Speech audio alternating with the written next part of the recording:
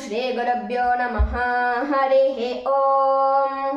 प्रणो देवी सरस्वती वाजेभिर्वाजिनीवती धीनामवित्रयवतो आनो दिवो बृहतः पर्वतादा सरस्वती यजता गन्तु यज्ञम् हवन् देवी जुजुषाणाघृताचीषग्मान्नो वाचमुषते शृणोतु पावीरवी कन्या चित्रा यः सरस्वती वीरपत्नी धियन्धात् ज्ञाभिरच्छिद्रगुं शरणगुं सजोषादुराधर्षं गृणते शर्मयगुं सत् इमा जुह्वाना युष्मदा नमोभिः प्रतिस्तोमगुं सरस्वति जुषस्व तव शर्मन् प्रियतमे दधानाः उपस्थेयाम शरणन्न वृक्षं यस्ते स्तनः शशयो योमयो भूः येन विश्वा पुष्यसि वार्याणि यो रत्नधावसु विद्यः सुदत्रः सरस्वती तमिह दातवेकः सरस्वत्यभिनोने शिवस्यः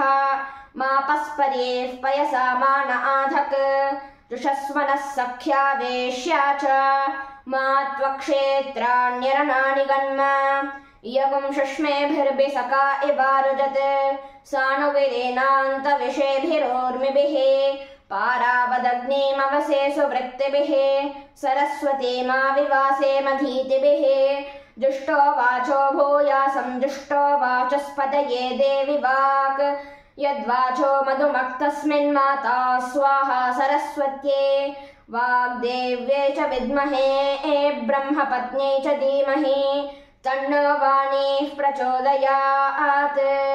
ॐ शान्तिः शान्तिः शान्तिः।